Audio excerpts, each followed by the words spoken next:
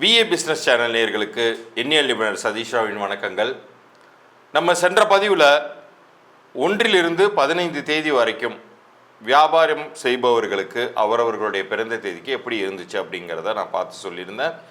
இப்போ இந்த 15 தேதி முடிந்து 16ஆம் தேதியிலிருந்து ஜனவரி 16, 2025 31 வரைக்குமான காலகட்டம் ஒவ்வொருவருடைய பிறந்த தேதிக்கு, குறிப்பாக தொழில் செய்பவர்களுக்கு, வணிகம் செய்பவர்களுக்கு இந்த 15 நாட்கள் எப்படி இருக்க போகுது அப்படிங்கிறத விரிவாக பார்க்க போகிறோம். இந்த பகுதியை நீங்கள் முழுசாக பார்க்கும்போது தான் ஒரு விஷயம் புரியும். எந்தெந்த நாள் உங்களுக்கான ஏற்ற வெற்றிகளை தரக்கூடிய நாளாக இருக்க போகுது, எந்தெந்த நாளை நீங்கள் தவிர்க்கணும் அப்படிங்கிற விஷயங்கள்லாம் நீங்கள் தெரிந்து வைத்து கொண்டு உங்களுடைய வியாபாரத்தை செய்யும் பொழுது அது உங்களுக்கு கூடுதல் லாபங்களை தரும். அதோட நான் எப்போதுமே நம்ம நேயர்களுக்காகவே ஒரு இலவச பொது பலன்கள் கொடுப்பேன். வியாபாரம் செய்து கொண்டிருக்கக்கூடிய உங்களுக்கு வியாபாரம் துவங்கியதிலிருந்து ஏதேனும் பிரச்சனைகள் இருந்து கொண்டே இருந்துச்சுன்னா உங்கள் வியாபார பெயர் உங்கள் பிறந்த தேதிக்கும் கூட்டிய எண்ணிற்கும் பொருந்திருக்கா இல்லையா அப்படிங்கிற தகவல்கள்லாம் நான் இலவச பொது பலன்களாக சொல்வதாக இருக்கேன். அதை பற்றின தகவல்கள் இந்த பகுதியின் இறுதியில் வருது, நீங்கள் பார்த்து பயனடையுங்கள். இப்போ பகுதிக்குள்ளார போகலாம். சூரியனுக்குரிய 1, 10, 19, 28 தேதிகளில் பிறந்த வியாபாரிகள், வணிகர்களாகிய உங்களுக்கு இந்த மாதத்தின் பிற்பகுதி 16 to 31 வரைக்குமான காலகட்டம் எப்படி இருக்கும் அப்படிங்கிற அசம்ஷனுக்கு தான் இப்போ நம்ம போக போகிறோம்.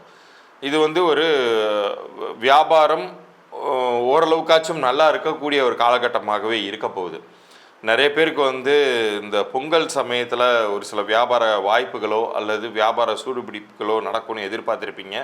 பட் சில நேரங்களில் அதுவே இந்த ஹாலிடே பீரியடாக இருக்கிறதுனால ரிவர்ஸில் ஒர்க் அவுட் ஆகிருக்கும். பட் இப்போ நீங்கள் எதிரே பார்க்காத வண்ணம் பூம் ஆகும். உங்களுக்கு அவ்வளோதான் போல இருக்குது, நமக்கு பெருசாக இந்த மாதம் முழுக்கவே வியாபாரம் இல்லை போல இருக்குன்னு கூட நினச்சிருக்கலாம். பட் இந்த காலகட்டத்தில் பார்த்தீங்கன்னா உங்களுக்கு நினைத்தது போல் இல்லாமல் கொஞ்சமாச்சும் வியாபாரம் அப்படிங்கிறது நடக்கவே போகுது, லாபம் அப்படிங்கிறது உங்களுக்கு கிடைக்கவே போகிறது அப்படிங்கிறத உறுதியாக சொல்லலாம். ஏன்னா இந்த ஆண்டே மங்களகாரகன்னு சொல்லக்கூடிய செவ்வாயின் ஆதிக்கத்தில் இருக்கிறதுனால சூரியனுடைய ஆதிக்கத்தில் இருக்கக்கூடிய உங்களுக்கு நல்லது தான் செய்வார். அதனால தான் சூரிய மங்கள யோகம் அப்படின்னே சொல்லுவாங்க, செவ்வாயும் சூரியனும் சேர்வதை. ஸோ உங்களுடைய தேதியே சூரியனுடைய ஆதிக்கத்தில் இருக்கும் பொழுது, அதுலேயும் குறிப்பாக நான் இப்போ சொல்லக்கூடிய ஒரு சில தேதிகளை நீங்கள் தேர்ந்தெடுத்து உங்களுடைய முக்கிய முயற்சிகளை வச்சுக்கோங்க, அது வெற்றியை தரும். இந்த மாதத்தின் பிற்பகுதியை பொறுத்த வரைக்கும் 19ஆம் தேதி உங்களுக்கான அதிர்ஷ்டம் தரக்கூடிய நாளாக அமைத்து கொள்ளுங்கள். பண வருவாய் அல்லது வரவேண்டிய தொகை, நிலுவைத் தொகை ஏதாச்சும் இருந்துச்சுன்னா நீங்கள் முன்கூட்டியே ஃபாலோ பண்ணி வைங்க. அன்றைக்கி லீவ் நாளாகவே இருந்தாலுமே கூட உங்களுக்கு ஒரு பாசிட்டிவான நியூஸோ பணமோ கிடைப்பதற்கு வாய்ப்பு இருக்குது. அதற்கு அடுத்தபடியாக 24ஆம் தேதியும் உங்களுக்கு ரொம்ப பாசிட்டிவாக இருக்கும். அந்த தேதியில் புதிய முயற்சிகளாகட்டும் அல்லது யாராச்சும் ஒரு முக்கியஸ்தரை போய் சந்திப்பதாகட்டும் அது உங்களுக்கு பயங்கரமாக கிளிக் ஆகும். மூன்றாவதாக 31ஆம் தேதி. இந்த 31ஆம் தேதிங்கிறது அந்த மாதத்தின் இறுதி நாளாகவே இருந்தாலுமே கூட ஏதேனும் ஒரு புதிய ஆர்டர் பிடிக்கிறதுக்காக நீங்கள் போய் ஒருத்தவங்களை போய் பார்க்குறதா இருக்கீங்கன்னு வைங்க, இந்த தேதியில் போய் செய்து பாருங்கள். நீங்கள் எதிரே பார்க்காத வண்ணம் ரொம்ப எஃபர்ட்லெஸ்ஸாகவே அது கிளிக் ஆகும் உங்களுக்கு. சரி, எந்தெந்த தேதிகளை தவிர்க்கணும் அப்படின்னு ஒரு கணக்கு இருக்குது. அதன்படி பார்க்கும் பொழுது நீங்கள் தவிர்க்க வேண்டிய தேதியாக நீங்கள் இந்த மாதத்தின் பிற்பகுதியில் எடுத்துக்கொள்ள வேண்டிய, ஜனவரி மாதத்தின் பிற்பகுதியில் எடுத்துக்கொள்ள வேண்டியது 17ஆம் தேதி. எந்த ஒரு ஒர்க்கும், அதுவும் புதிய முயற்சிகள், குறிப்பாக பணம் சம்மந்தப்பட்ட விஷயங்களை நீங்கள் செய்யவே செய்யாதீங்க. அதிகப்படியான இன்வெஸ்ட்மெண்ட் பண்ணுறது அல்லது நிறைய மெட்டீரியல்ஸ் ஆர்டர் பண்ணி வாங்குவது, அந்த மாதிரியான பணப்போக்குவரத்து எதுவும் இல்லாத மாதிரி பார்த்துக்கோங்க. முக்கியமாக வியாபார ரீதியான பயணங்களை இந்த தேதியில் வரும்பொழுது அதை தவிர்க்கணும். அதற்கு அடுத்தபடியாக 26ஆம் தேதியும் அதே விஷயத்தை நீங்கள் ஃபாலோ பண்ணணும். இந்த தேதியில் நீங்கள் பணம் கொடுக்கல் வாங்கலோ அல்லது வியாபாரம் சார்ந்த பிரயாணங்களையோ நீங்கள் தவிர்த்து கொள்ளும் பொழுது அது உங்களுக்கு பெரும் நஷ்டங்களை தவிர்ப்பதற்கு உதவும். சில பேர் நினைக்கலாம், சூரியனுடைய ஆதிக்கத்தில் இருக்கக்கூடிய உங்களுக்கு சூரியனுடைய ஆதிக்கத்தில் உள்ள எல்லா தேதியும் ஒர்க் அவுட் ஆகும்னு சொல்லிட்டு. ஆனால் இதில் கவனித்து பார்த்தீங்கன்னா 28ஆம் தேதி நான் சொல்லலை, 19ஆம் தேதி மட்டும்தான் நான் சொல்லியிருந்தேன். 28 முயற்சிகள் செய்யக்கூடாத ஒரு நாள்.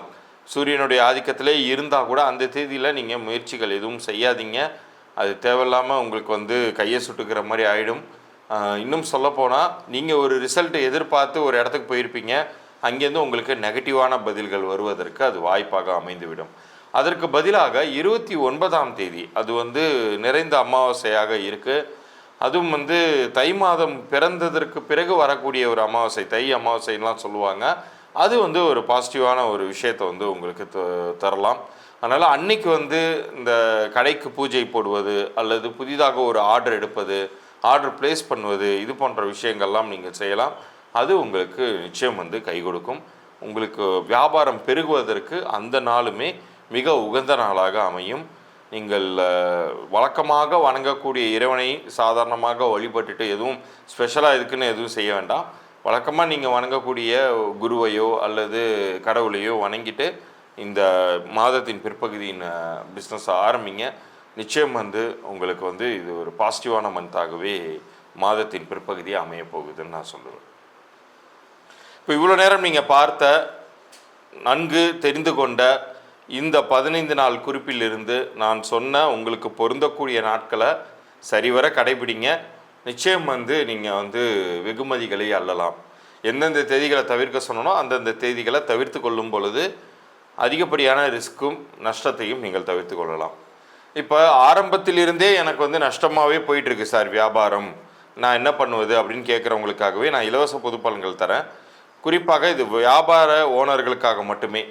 இப்போ நம்ம சேனலை சப்ஸ்கிரைப் பண்ணி ஸ்க்ரீன்ஷாட்டோட உங்களுடைய பிஸ்னஸ் நேம் ப்ளஸ் பிஸ்னஸில் யார் ஓனராக இருக்காங்களோ, ஒரு சில பிஸ்னஸ்க்கு பார்ட்னர்ஸும் இருப்பாங்க, அப்படி இருக்கிறவங்க பார்ட்னருடைய டேட் ஆஃப் பர்த்து நேமும் அனுப்பணும். இல்லை சிங்கிள் ஓனர் ப்ரொப்ரைட்டர் தாங்கும்போது உங்களுடைய டேட் ஆஃப் பர்த்து நேமும் நம்ம சேனலை மறந்துடாமல் சப்ஸ்கிரைப் பண்ணி ஸ்க்ரீன்ஷாட்டோட அனுப்பிச்சி விடுங்க, உங்கள் வியாபார பெயர், பிறந்த தேதியோட. நான் அந்த உங்களுடைய பிறந்த தேதிக்கும் கூட்டி எண்ணிருக்கும் அந்த வியாபார பெயர் எண் பொருந்திருக்கா இல்லையா அப்படிங்கிற தகவல்களை விளக்கமாக உங்களுக்கு பதிவு பண்ணி அனுப்புவேன். 3 நாட்களுக்குள்ளார அனுப்புவேன். அதில் நிறைய பேருக்கு வியாபார பெயர் ஏற்கனவே நல்லா தான் இருக்கும். அதை பற்றின குறிப்புகள்லாம் உங்களுக்கு இது அறிந்து கொள்வதற்கு இது ஒரு நல்ல வாய்ப்பு. அப்படி பொருந்தலைனாலும் மேற்கொண்டு நான் அப்படி கன்சல்டேஷன் கொடுப்பேன், என்னென்ன தகவல்கள் சொல்லுவேங்கிற விவரங்கள்லாம் என்னுடைய குரல் பதிவிலே உங்களுக்கு தெளிவாக அடையும். யாரும் கீழே கமெண்ட் பாக்ஸில் போட வேண்டாம். டைரெக்டாக என்னுடைய வாட்ஸ்அப் எண்ணிற்கு, இங்கே டிஸ்பிளே ஆகிருக்கிற என்னுடைய வாட்ஸ்அப் எண்ணிற்கு அந்த தகவல்கள்லாம் அனுப்பிச்சி விடுங்க. உங்களுக்கான பலன்கள் 3 நாட்களுக்குள்ளார நான் அனுப்பிச்சி வைக்கிறேன். மீண்டும் அடுத்த ஒரு பதிவில் சந்திப்போம். நன்றி, வணக்கம்.